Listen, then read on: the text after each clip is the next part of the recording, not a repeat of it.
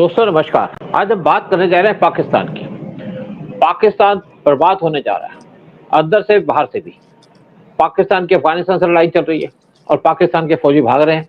पाकिस्तान से ईरान बहुत ज़्यादा नाराज़ है क्योंकि पाकिस्तान अपनी बेसिस दे रहा है अपनी कंट्री के अंदर ईरान के खिलाफ, जिसको अमेरिका यूज़ करेगा। पाकिस्तान से इंडिया नाराज़ है क्योंकि पाकिस्तान मिलिटेंट इंडिया के अंदर भेजता है और ऑपरेशन सिंदूर के अंदर देखा इंडिया ने कैसे पाकिस्तान को बर्बाद किया।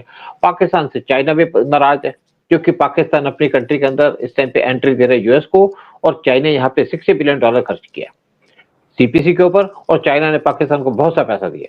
तो चाइना भी इस टाइम पे पाकिस्तान से नाराज़ है। और इंटरनली अगर देखा जाए तो पाकिस्तान की हालत इतनी खराब है कि एक तरफ तो बलूच लिबरेशन आर्मी वो इनसे लड़ रही है, दूसरी तरफ पख्तून के अंदर टीटीपी पाकिस्तान के सोल्जर्स को मार रही है। 900 सोल्जर मारे गए हैं टीटीपी के द्वारा पाकिस्तान की आर्मी के 2025 में। इससे पहले 2009 में 1000 से ज्यादा सोल्जर पाकिस्तान के मारे गए थे, और अभी तो साल बाकी भी है। फिर पाकिस्तान के अंदर कराची के अंदर भी बगावत चल रही है, और वो बगावत और ज्यादा स्ट्रांग हो जाएगी जब पाकिस्तान का पानी रुकेगा अक्टूबर नवंबर के अंदर, क्योंकि इंडिया ने इंडस वाटर ट्रीटी को बैन कर दिया है या कैंसिल कर दिया है, और इंडिया पाकिस्तान का पानी रोकने की कोशिश कर रहा है। फिर पीओके की बात कीजिएगा, पीओके के अंदर पूरी डिस्टर्बेंस है, वहां पे भी लोग सड़क पे आ गए थे और थोड़ी देर के लिए शांति होगी, लेकिन सब इस टाइम पे पाकिस्तान के खिलाफ हैं और पाकिस्तान के पंजाब के खिलाफ हैं। एक पाकिस्तान की जो स्टेट बची थी वो बची थी पंजाब, और वहां पे भी तहरीक लब्बात उसने डेमोन्स्ट्रेशन करनी शुरू कर दी है। और इसको बनाया गया था 2015 में खादिम हुसैन रिजवी के द्वारा, और ये फार राइट ऑर्गेनाइजेशन है। बेरलवी स्कूल है सुन्नी इस्लाम का, उसको फॉलो करती है। और ये पाकिस्तान से इसलिए भी नाराज है कि पाकिस्तान इस टाइम पे एक इजराइल और हमास के एग्रीमेंट के अंदर पार्टिसिपेट कर रहा है, जहां पे उसको डोनाल्ड ट्रंप ने बुलाया था, और इनकी डेमोन्स्ट्रेशन चल रही है पाकिस्तान के अंदर। और प्रेजेंटली जो इनके चीफ हैं टीएलपी के, वो हैं साद रिजवी, जो पहले पाकिस्तान के जो टीएलपी के चीफ थे उनके बेटे हैं। और आज हम लेकिन बात करेंगे इस इशू के ऊपर, सिर्फ टीएलपी के ऊपर बात करेंगे, और हमारे साथ बैठे राजन खन्ना जी, जिन्होंने अच्छी स्टडी की है टीएलपी के बारे में, और आपको बताएंगे टीएलपी क्या है और कैसे पाकिस्तान का नुकसान कर सकती है, कैसे पाकिस्तान को बर्बाद कर सकती है। नमस्ते जी। नमस्कार जी। वो एक कहावत है अपनी हिंदी की कि बोए पेड़ बबूल के तो आम कहाँ से होए। ऐसे ऐसा इन्होंने बीज बो दिए हैं पाकिस्तान ने अपने, कि अभी उसमें से क्या है कि वो कांटे ही कांटे जो है वो निकल गए हैं। हर स्टेट उनकी जल रही है।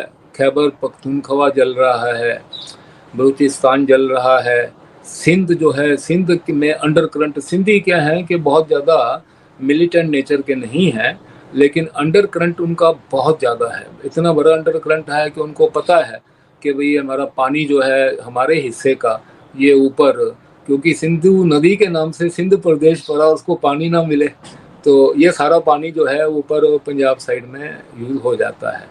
यहाँ तक कि एक चोलिस्तान करके एक डेजर्ट है जो पंजाब और सिंध के बीच में है, सदर्न पंजाब में है।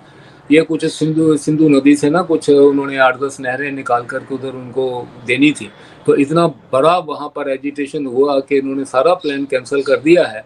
इससे पहले काला डैम एक बनाने वाले थे डैम, वो भी इन्होंने कैंसिल कर दिया। लेकिन अभी नेचुरल कारणों से पानी क्योंकि कम हो रहा है, हमारे यहाँ से भी कम जाना है, क्योंकि हम क्यों देंगे हमारा रावी ब्यास और सतलुज का पानी इनको, जो 20% पानी ये ले जाते थे हमारा, वो नहीं देंगे। और ऊपर का पानी भी 20% हमारे हिस्से हमने रोक लेना, तो वो उसका आने वाले समय में सिंध पे बहुत बड़ा फर्क पड़ेगा। ले दे के साहब एक स्टेट बच जाती थी पंजाब।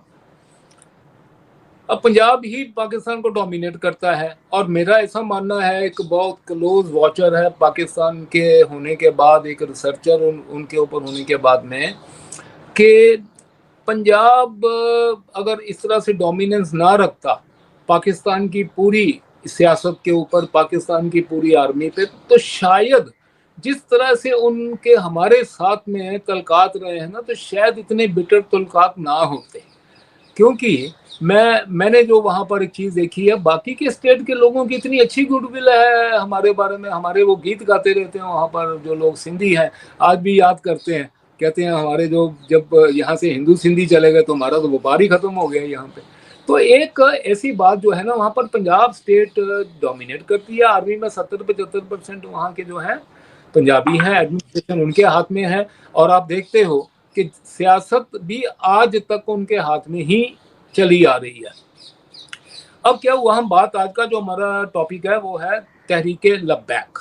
तो आर्मी और तहरीके लब्बैक का क्या आपस में संबंध है, मैं उससे बात शुरू करूंगा कि 2015 में पाकिस्तान आर्मी ने तहरीके लब्बैक जो है वो खादिम हुसैन रिजवी, एक वहाँ का मौलाना है, पंजाबी मौलाना, उसके द्वारा ये शुरू करवाई।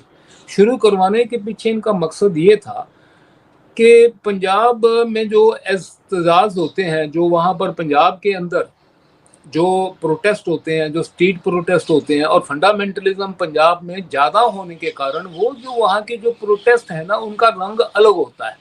वो वहाँ के रिजीम चेंज करने में बहुत बड़ा उनका हाथ है। 2017 में उन्होंने तहरीके लबैक से ही उस वक़्त जो इसकी शरीफों की जो गवर्नमेंट थी, नवाज की जो गवर्नमेंट थी, उसको उसके खिलाफ उसने इस्तेमाल किया। बाद में उन्होंने इमरान के खिलाफ भी इसको इस्तेमाल किया, और वो लगातार वो इसको इस्तेमाल करते हैं क्योंकि इनके फंडामेंटल नेचर के कारण से। अभी लबैक का जो अरबी का ये शब्द है, इसका मतलब होता है ओबीडियंस, कि आप बड़े ओबीडियंट हो, ये मानते हैं कि हम पैगंबर के बहुत बड़े जो हैं वो पैरोकार हैं, हम उनके नौकर हैं, हम उनके जो हैं, मतलब हम हमारे लिए हमारी ज़िंदगी में उनसे बड़ा कोई नहीं है। तो इन्होंने ये ओबीडियंट एक उनका अपने आप को दिखाने के लिए इसका नाम लबैक रखा है, तहरीक लबैक पाकिस्तान, TLP। अब इनकी फॉर्मेशन से पहले भी फॉर्मेशन हुई इनकी सूसत 2015 में। 2011 में सलमान तसीर करके वहाँ के जो अपने गवर्नर थे पाकिस्तान में, पंजाब में, वो एक इस चीज के पैरोकार थे कि भाई जो ब्लास्फेमी के वहाँ जो कानून है ना, वो कानून बड़े हार्श हैं।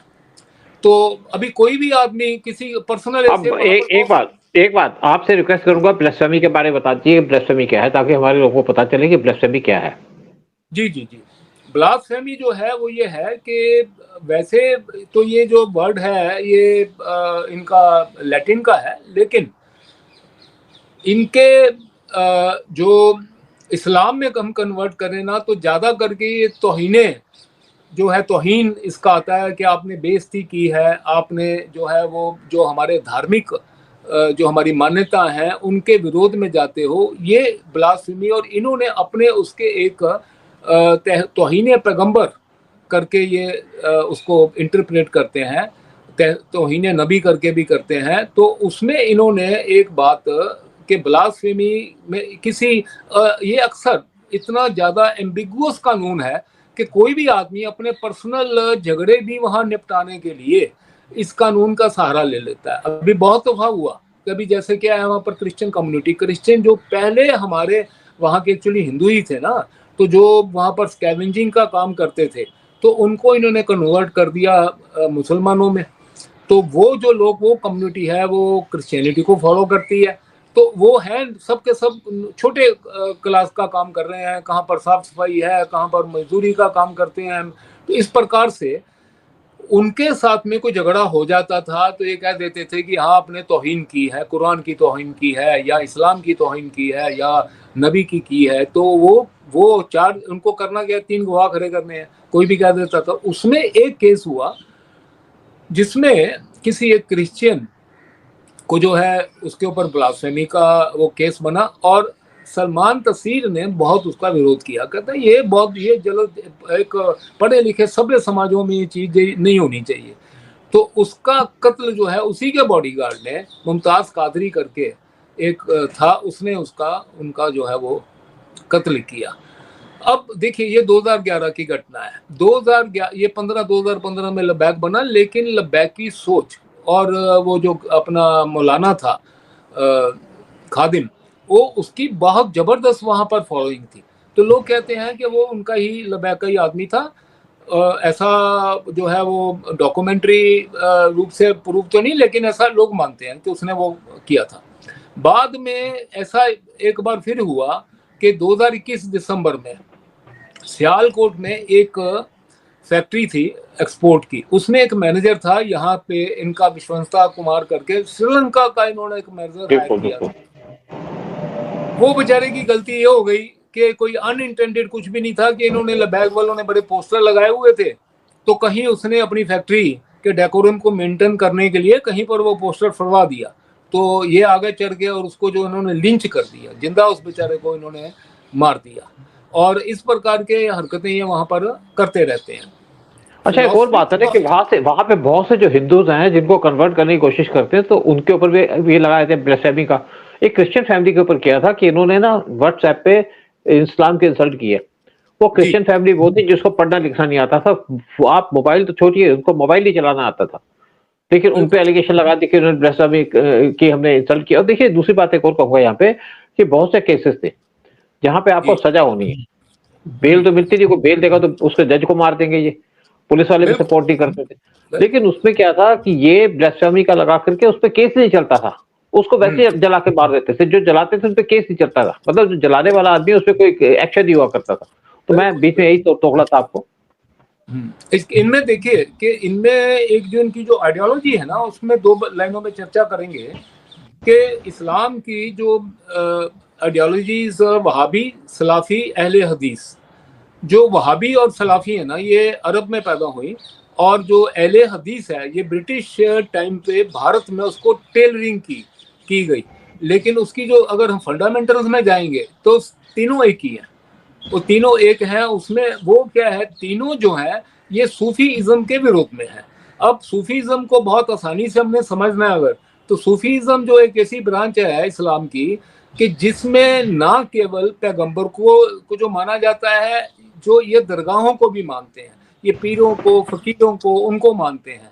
और सूफीइज्म की एक ब्रांच ऐसी है कि जो आपने देखा होगा कि टर्की के जो सूफी हैं वो बहुत ज़्यादा एक ट्रांस में ऐसा घूम घूम के जो है वो नाचते हैं, और वो जो नाचना है, वो उस नाचने का विरोध जो है ये वहाबी, सलाफी और जो है कि वो कहते हैं कि इस्लाम में मौसीकी का, संगीत का कोई भी स्थान नहीं है। तो ये जो बेसिकली एक, मैंने बड़े आपको बता दिया बिना किसी कॉम्प्लिकेशन के कि वहाबी और सलाफी में कोई, हम लोग अक्सर सुना करते हैं कि ये वहाबी फिलॉसफी को जो है फॉलो करते हैं, वो सलाफी को करते हैं, और अहले हदीस है वो उसको कंटेक्चुअलाइज किया गया भारत के कॉन्टेक्स्ट में, और है उनका लेकिन टेनेट एक ही है। अच्छा, इसको फिलॉसफी को आगे जो प्रमोट किया भारत में, जो दारुल उलूम देवबंद है सहारनपुर में, वहां पर पिछले 100-150 साल से इन फिलॉसफीज को वो वहां प्रमोट करते हैं, उसको देवबंदी कहते हैं। अच्छा, अभी मोटा मोटी जो बात ज्यादा आ जाती है कि एक देवबंदी फिलॉसफी और एक बरेलवी फिलॉसफी। तो देवबंदी फिलॉसफी जो है वो फिलॉसफी के सामने बरेलवी जो है वो मानते हैं दरगाहों को। अब ये तहरीक लब्बैक जो है ये सूफी फिलॉसफी को फॉलो करता है, और देवबंदी जो है वो सूफियों के विरोध में है। वो मानते हैं कि जैसे कलमा है कि ला इलाहा इल्लल्लाह मुहम्मदुन रसूलुल्लाह, अल्लाह भी एक है और उसका रसूल मोहम्मद भी एक है। तो ये फिलॉसफी जो है उनकी है। अब तहरीक लब्बैक जो है, लेकिन देवबंदी जितना कट्टर है उतने ही कट्टर ये लब्बैकिये भी हैं, वहां के जो बरेलवी भी हैं। इसीलिए आर्मी ने ताकि, और इनके फॉलोवर बहुत ज्यादा है, क्योंकि पाकिस्तान में हुआ ये है कि जो आखिर तो भारत का हिस्सा था, तो भारत में जब इस्लाम आया तो सूफियों ने बहुत ज्यादा जो है वो कन्वर्शन की है। हमारे यहाँ पर वो जो दिल्ली में निजामुद्दीन औलिया है, या अजमेर वाले हैं, या बाकी हैं। अब इवन कश्मीर में भी, हाँ, कश्मीर में भी कश्मीर में तो शाह हमदानी को खास बुलाया गया था। कश्मीरी अवाम तो कन्वर्ट हो नहीं रहा था कि शाह मीर जब वहाँ आया 1339 में, उनसे तो कन्वर्शन ही नहीं हो रही थी। शाह हमदानी को बुला करके उन्होंने कन्वर्शन की। पहले तो इन्होंने क्या किया कि ऐसा, जैसे देखिए आज क्रिश्चियन क्या करते हैं, नाम नहीं बदलते, है ना। आप यहाँ तक उन्होंने लोगों को कहा है कि आप छुप के क्रिश्चियन बनो, तो हिंदू जो हमारे तौर तरीके हैं, हमारी पद्धतियां, परंपराएं फॉलो करवाते हैं, लेकिन पीछे से जो है वो ताकि बैकलैश ना हो। इसी प्रकार से उस जमाने में भी आज से 800 साल पहले इन्होंने बड़ी मान्यताएं हमारी जो कायम रखी। क्योंकि जो हम मंदिरों में कीर्तन करते थे वो कीर्तन की पूरी परंपरा इन्होंने सूफी दरगाहों में भी रखी। क्योंकि देखिए अरब से या कहीं पर भी कीर्तन वगैरह कोई किसी मस्जिद में नहीं होता, यहाँ पर हुआ ताकि हिंदू को कन्वर्ट करने के लिए उसकी परंपरा उसे धीरे धीरे करके उसको अलग किया जाए। तो ये थी। तो इसके लिए यहाँ पर जो पाकिस्तान में जो बहुत ज्यादा आपको हर शहर में इतने ये मिल जाएंगे, दरगाहें मिल जाएंगी। लाहौर में सबसे बड़ी, लाहौर का सबसे बड़ा जो रिलीजियस जगह है वो दाता दरबार की दरगाह है लाहौर। तो ये जो तहरीक लबैक वाले हैं ये मतलब आगे सूफी परंपरा में आदमी ने इनको बनाया था। जैसे मैंने उनको बताया कि जगह जगह पे प्रोटेस्ट करवाने हैं तो ताकत बड़ी है, फॉलोवर बड़े हैं वहां पे इनके, तो उनसे प्रोटेस्ट करवाते थे। 2 हुकूमतें बदलने में आदमी की मदद ली।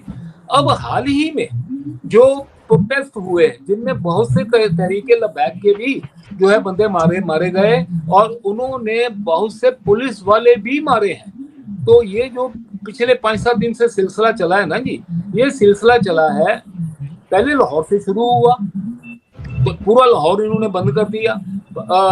इन्होंने जब ये सड़कों पे निकले तो इनका मुद्दा क्या था, भाई ये प्रोटेस्ट क्यों कर रहे हैं? ये प्रोटेस्ट ये इसलिए कर रहे थे, ये मानते हैं कि जो फिलिस्तीन में अब जो एक एग्रीमेंट हो गया है हमास और इजराइल के बीच में, ये उस एग्रीमेंट के विरोध में है। ये कहते हैं कि ये दगा हुआ है, इस्लाम के साथ में दगा हुआ है। और पाकिस्तान क्योंकि इजिप्ट में जब ये सब लोगों को उन्होंने बुलाया था ट्रंप ने, तो पाकिस्तानी सबसे आगे पहुंचे हुए थे। तो वो ये कह रहे हैं कि पाकिस्तान ने जो है इस्लाम को दगा दिया है, पाकिस्तान ने पैलेस्टीन कॉज को दगा दिया है, उसने हमास की कुर्बानियों को, हिजबुल्लाह की कुर्बानियों को दगा दिया है।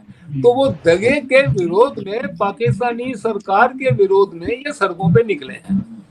अच्छा, इसमें भी आर्मी का एक जो था वो एक हिडन एजेंडा था। आर्मी का हिडन एजेंडा ये था कि पाकिस्तान बड़ी समय से एक कोशिश कर रहा है कि मैं इस्लामी वर्ल्ड का एक लीडर बन जाऊं। 57 जो इस्लामी कंट्री है उनका मैं लीडर बन जाऊं। अब इस वक्त देखा जाए तो डी फैक्टो लीडर इस वक्त सऊदी अरेबिया है, क्योंकि उसके पास में हरमल शरीफ वहाँ है। मतलब वहाँ पे जो मक्का मदीना जो जितनी भी इनकी पायस जगह है वो उनके पास है और वो कस्टोडियन है। तो वो अपने आप को मानता है कि मैं सबसे बड़ा इस्लाम का जो रखवाला, इस्लाम का सबसे बड़ा जो सपोर्टर, इस्लाम का प्रोटेक्टर मैं हूँ। उसको चैलेंज टर्की कर रहा था, उसको चैलेंज ईरान कर रहा था। पाकिस्तान उसको चैलेंज दूसरे तरीके से करता है। पाकिस्तान कहता है कि मैं एक एटॉमिक सुपर पावर हूँ और मैं अकेला इस्लामी सुपर पावर हूँ, मेरी सबसे बड़ी आर्मी है, तो मैं सबसे बड़ा लीडर जो है इस्लामी वर्ल्ड का वो मैं हूँ।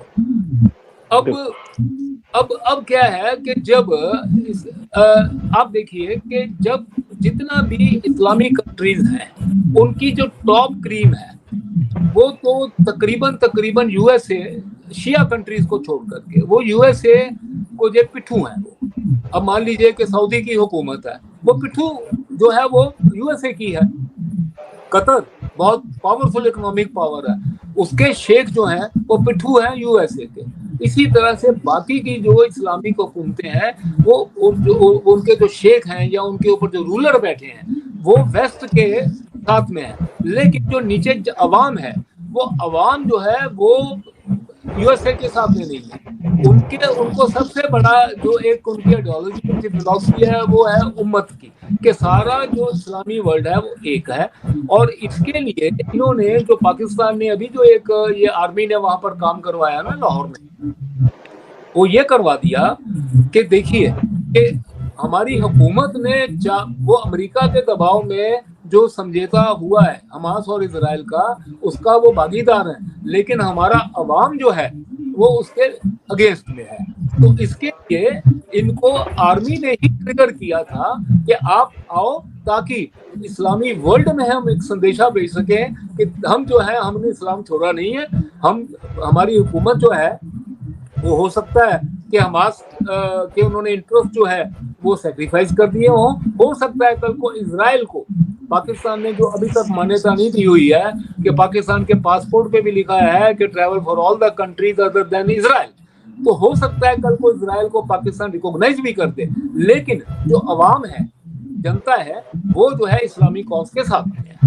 अब हुआ क्या सर कि उसमें इन्होंने वो देखिए कि जो ये इस प्रकार से वाइल्ड आप एनिमल को छोड़ देते हैं ना खुला, उन पे कंट्रोल नहीं रहता।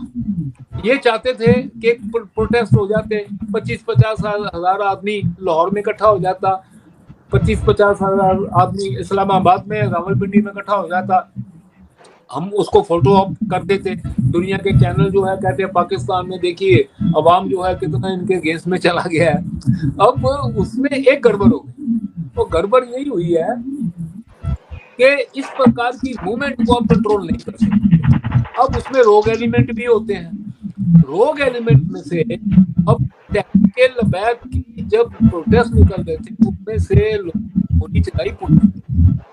अब पुलिस तो दुनिया की कहीं भी हो वो गोली नहीं खाती, उसको गोली लगेगी तो वो फिर वापस तो क्या है कि उनके फायर तो खुल जाते हैं ना पूरे, तो उनको जब लगी तो उन्होंने बोल दी। अब वो चीजें इतनी ज्यादा स्नोबॉल हो गया है, इतना ज्यादा वो जो है समझ लीजिए कि एक्सेलरेट हो गया है कि इनके हाथ से वो चीज निकल गई है।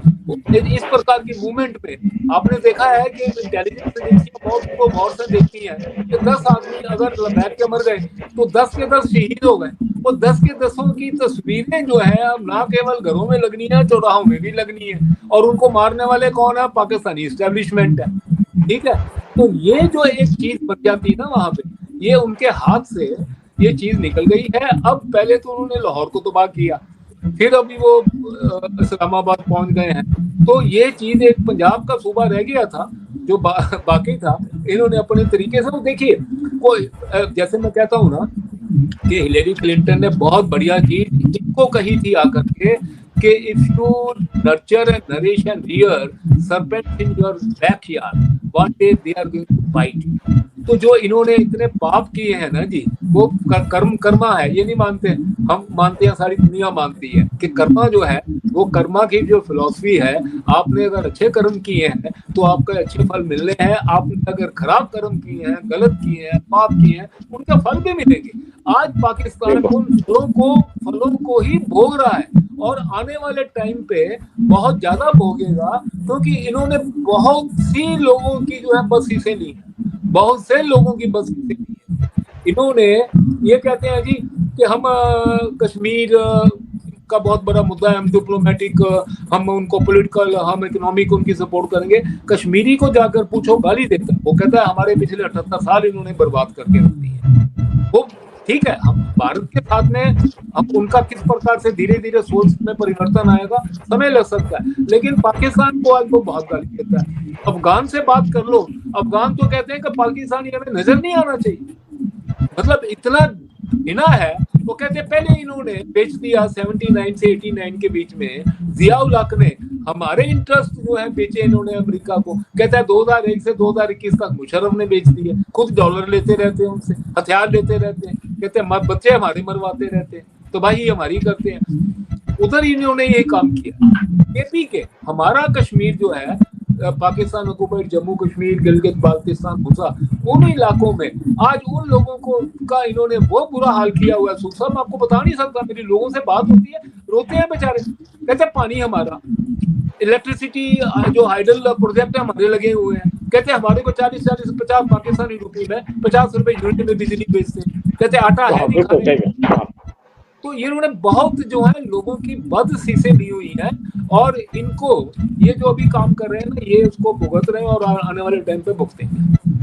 बिल्कुल ठीक, आपने बहुत कुछ अच्छा बताया। बेसिकली मैं कंक्लूड ये करूंगा कि जो आज टीएलपी पाकिस्तान के अंदर डेमोन्स्ट्रेशन कर रही है, या पाकिस्तान की आर्मी या पाकिस्तान की पुलिस से भिड़ रही है, और ऐसा लगता है कि पाकिस्तान के पूरे दिन आ चुके हैं, सारी जगह से पाकिस्तान को मार पड़ रही है, इंटरनली और एक्सटर्नली भी। जैसे हमने शुरू के अंदर कहा था, इनका तालिबान से झगड़ा चल रहा है, ईरान इनसे नाराज है बहुत ज्यादा, इंडिया इनसे नाराज है, इंडिया इनके खिलाफ एक्शन ले रहा है, डायरेक्ट एक्शन ले रहा है, और इनका जो चौथा बॉर्डर लगता है वो छोटा सा बॉर्डर लगता है चाइना से, चाइना भी इनसे नाराज है क्योंकि इस टाइम पे यूएस की एंट्री करा रहे हैं। आप अपने पड़ोसियों से रिलेशन खराब कर रहे हो, और इंटरनली देखो तो एक तरफ से बलूचिस्तान जो इनसे लड़ रहा है, दूसरी तरफ आपके खैबर पख्तूनख्वा के अंदर टीटीपी इन पे अटैक कर रही है, बहुत से लोगों को मार रही है, 1000 से करीब पाकिस्तान के सोल्जर को मार चुके हैं साल के अंदर। और फिर आपके सिंधी भी इनसे नाराज हैं और पाकिस्तान के अंदर पीओके के अंदर डिमॉन्स्ट्रेशन हुई है। अब टीएलपी ने पाकिस्तान के पंजाब प्रोविंस को भी डिस्टर्ब कर दिया, यानी कि पाकिस्तान इंटरनल एक्सटर्नल सब तरफ से घिरा हुआ है और पाकिस्तान की बर्बादी के दिन आ चुके हैं। जो इनको IMF लोन दे रही थी उस पर उन्होंने बैन लगा दिया है। $1 बिलियन की ट्रेंच इनको रिलीज करनी थी, लेकिन IMF टीम आई और मना कर दिया कि आपने तो यहाँ पे पैसे मिसयूज कर दिए। 20% आपने डिफेंस का बजट इंक्रीज कर दिया और आपके $11 बिलियन का तो पता ही नहीं कहाँ चले गए। तो इसलिए पाकिस्तान से सब नाराज है, पाकिस्तान की इकोनॉमी खराब हो रही है, पाकिस्तान बैठ रहा है अमेरिका की गोदी के अंदर और अमेरिका के साथ गेम खेल रहा है। पाकिस्तान का आर्मी चीफ जा रहा है ट्रंप के पास, उनका प्राइम मिनिस्टर हाथ जोड़ के खड़ा रहता है और फिर पाकिस्तान जिस तरीके से अमेरिका ने उसको यूज करके इजराइल हमास के वार के टाइम में उसको वहां ले गए हैं, उससे पाकिस्तान को लगता है कि हमने बहुत कुछ अचीव कर लिया। लेकिन मुझे लगता है कि इसकी वजह से भी पाकिस्तान के अंदर बहुत ज्यादा गुस्सा है, लोग नाराज हैं। तो पाकिस्तान टूट भी सकता है, बहुत जल्दी टूटेगा। इसी की हम उम्मीद करते हैं कि पाकिस्तान टूटे, हमें शांति और पूरा वर्ल्ड उनको एंजॉय करे, स्पेशली नेबरिंग कंट्री। तो यहीं पे प्रोग्राम खत्म करते हैं और ये लगता है कि टीएलपी फाइनल नेल होगा पाकिस्तान के कॉफिन के अंदर। जय हिंद, जय भारत। जय हिंद, जय भारत।